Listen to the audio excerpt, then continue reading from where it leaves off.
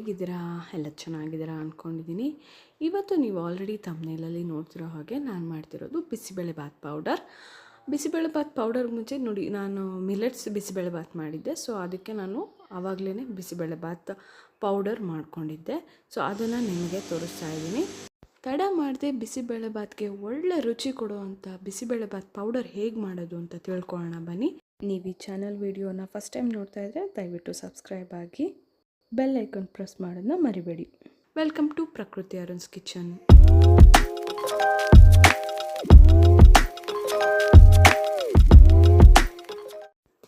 Okay, let's start the process. ನೋಡಿ, first ಇದಕ್ಕೆ ಬೇಕಾಗಿರೋದು ಈ ಇಂಗ್ರೀಡಿಯೆಂಟ್ಸು.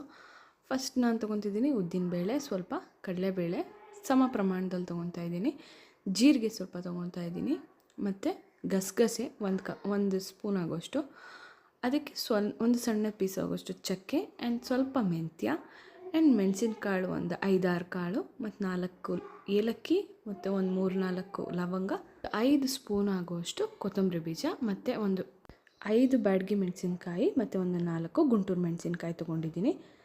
ನಾನು ಇದು ಮಾಡ್ತಿರೋದು ಇಬ್ಬರಿಗಷ್ಟೇ, ಸೊ ನಾನು ಇದನ್ನ ಸ್ಟೋರ್ ಮಾಡೋಕ್ಕೆ ಯೂಸ್ ಮಾಡ್ತಿಲ್ಲ.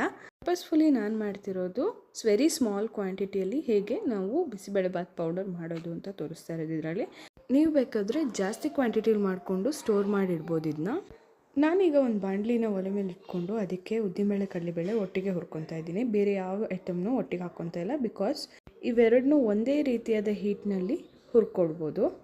ಆದರೆ ಇದ್ರ ಜೊತೆ ಜೀರಿಗೆ ಅಥವಾ ಗಸಗಸೆ ಸೇರಿಸಿದ್ರೆ ಅದು ಬೇಗ ಸುಟ್ಟೋಗುತ್ತೆ. ಹಾಗಾಗಿ ನಾನು ಇವೆರಡನ್ನು ಮಾತ್ರ ಒಟ್ಟಿಗೆ ಹುರ್ಕೊಳ್ತಾ ಇದ್ದೀನಿ. ಉದ್ದಿನಬೇಳೆ ಕಡಲೆಬೇಳೆ ಪರಿಮಳ ಬರೋಷ್ಟು ಹುರ್ಕೋಬೇಕು. ಅದಕ್ಕೆ ಮುಂಚೆ ಒಂದು 2 ಡ್ರಾಪ್ಸ್ ಅಷ್ಟು ನಾನು ಎಣ್ಣೆ ಯೂಸ್ ಮಾಡ್ತಿದ್ದೀನಿ. ಯಾವುದೇ ಪುಡಿ ಮಾಡ್ಬೇಕಾದ್ರೆ ಜಾಸ್ತಿ ಎಣ್ಣೆನ ಯೂಸ್ ಮಾಡಬೇಡಿ, ನೀವು ಸ್ಟೋರ್ ಮಾಡಿ ಇಟ್ಕೊಳೋದು ಕಷ್ಟ ಆಗುತ್ತೆ. ಉದ್ದಿನಬೇಳೆ ಕಡಲೆಬೇಳೆ ಎರಡು ಕೆಂಪಗಾಗಬೇಕು, ಹೀಗೆ ಅಷ್ಟು ತನಕ ಹುರಿಬೇಕು. ಹುರಿದಿದ್ದಾದಮೇಲೆ ಇದನ್ನು ಒಂದು ಸಪ್ರೇಟ್ ಬೌಲ್ಗೆ ನಾನು ಟ್ರಾನ್ಸ್ಫರ್ ಮಾಡ್ಕೊತಾ ಇದ್ದೀನಿ.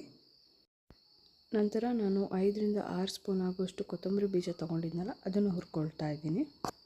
ಇದು ಸಹ ಬಣ್ಣ ಚೇಂಜ್ ಆಗಿ ಸ್ವಲ್ಪ ಪರಿಮಳ ಬರಬೇಕು, ಅಷ್ಟು ತನಕ ಹುರ್ಕೊಳ್ಬೇಕು. ಇದಾಗಿದೆ. ಇವಾಗ ಇದನ್ನ ಸಪ್ರೇಟ್ ತಟ್ಟೆಗೆ ಎತ್ತಿಟ್ಕೊತಾ ಇದ್ದೀನಿ.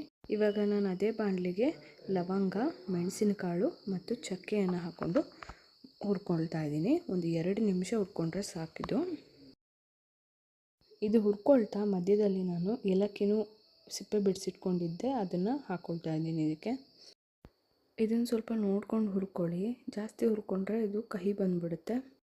ಇದು ಆಗಿದೆ. ಇವಾಗ ಇದನ್ನ ಪಾಕಕ್ಕೆ ಎತ್ತಿಟ್ಕೊಂಡು ನೆಕ್ಸ್ಟ್ ನಾನು ಜೀರಿಗೆ ಹಾಕ್ಕೊಳ್ತಾ ಇದ್ದೀನಿ. ಜೀರಿಗೆ ಒಂದು 3 ಸ್ಪೂನ್ ಅಷ್ಟು ಹಾಕ್ಕೊಂಡಿದ್ದೀನಿ ನಾನು. ಇದನ್ನು ಸ್ವಲ್ಪ ಲೈಟಾಗಿ ಹಾಗೆ ಹುರ್ಕೊಳ್ಬೇಕು. ಒಂದು 30 ಸೆಕೆಂಡ್ ಆದಮೇಲೆ ನಾನು ಅದಕ್ಕೆ ಮೆಂತ್ಯ ಸೇರಿಸ್ಕೊತಾ ಇದ್ದೀನಿ. ಮೆಂತ್ಯ ನಾನು 1 ಸ್ಪೂನಷ್ಟು ತೊಗೊಂಡಿದ್ದೀನಿ. ಇದಕ್ಕೆ ಮೆಂತ್ಯ ಸ್ವಲ್ಪ ಕೆಂಪಾಗಿ ಇದು ಪರಿಮಳ ಬರ್ತಿದ್ದಂಗೆ ಇದನ್ನು ನಾವು ಎತ್ತಿಟ್ಕೊಂಡು ನೆಕ್ಸ್ಟ್ ನಾನು ಮೆಣಸಿನ್ಕಾಯಿ ತೊಗೊಂಡಿದ್ದೀನಿ. ಕಡಿಮೆ ಕ್ವಾಂಟಿಟಿ ಮಾಡ್ತಿರೋದ್ರಿಂದ ನಾನು ಸ್ವಲ್ಪನೇ ತೊಗೊಂಡಿದ್ದೀನಿ.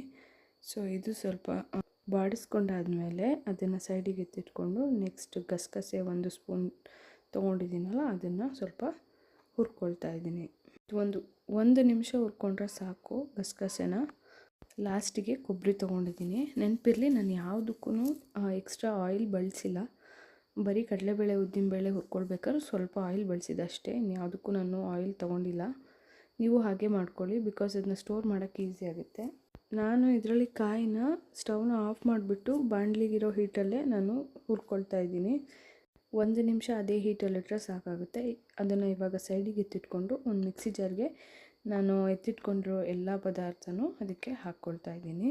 ನೀವು ಈ ಬಿಸಿಬೇಳೆಬಾತ್ ಪೌಡರ್ನ ಸ್ಟೋರ್ ಮಾಡ್ತೀರಾ ಅನ್ನೋದಾದರೆ ಕೊಬ್ಬರಿನ ಹಾಕ್ಕೊಳ್ಬೇಡಿ. ಅದನ್ನು ನೀವು ಯಾವಾಗ ಬಿಸಿಬೇಳೆಬಾತ್ ಮಾಡ್ತೀರೋ ಆವಾಗ ಹಾಕ್ಕೊಳ್ಳಿ, ಬಿಕಾಸ್ ಅದು ಕೊಬ್ಬರಿ ಹಾಗೆ ಹಾಕಿಟ್ರೆ ನಿಮಗೆ ಅದು ಕೆಡೋ ಚಾನ್ಸಸ್ ಇರುತ್ತೆ. ಈಗ ಎಲ್ಲದನ್ನೂ ಒಂದು ಮಿಕ್ಸಿ ಜಾರ್ಗೆ ಹಾಕ್ಕೊಂಡು ಫೈನ್ ಪೌಡರ್ ಮಾಡ್ಕೊತಾ ಇದ್ದೀನಿ. ಈ ಪೌಡರಿಂದ ನಾನು ಮಾಡಿದ ಮಿಲೆಟ್ಸ್ ಬಿಸಿಬೇಳೆಬಾತು ತುಂಬ ರುಚಿಯಾಗಿ ಬಂದಿತ್ತು. ಸೊ ಹಾಗಾಗಿ ನಿಮ್ಮೆಲ್ರಿಗೂ ಈ ಪೌಡರ್ ಹೇಗೆ ಮಾಡೋದು ಅಂತ ತೋರಿಸೋಣ ಅಂತ ಈ ವಿಡಿಯೋ ಮಾಡಿದೆ. ಈಗ ಪೌಡರ್ ರೆಡಿಯಾಗಿದೆ, ಬನ್ನಿ ನೋಡೋಣ ಹೇಗಿದೆ ಅಂತ. ನೋಡಿ, ಬಿಸಿಬೇಳೆಬಾತ್ ಪೌಡರ್ ಈಗ ರೆಡಿಯಾಗಿದೆ. ಇದನ್ನು ನೀವು ಮನೆಯಲ್ಲೇ ಟ್ರೈ ಮಾಡಿ ಹೇಗೆ ಬಂತು ಅಂತ ತಿಳಿಸಿ. Thank you so much.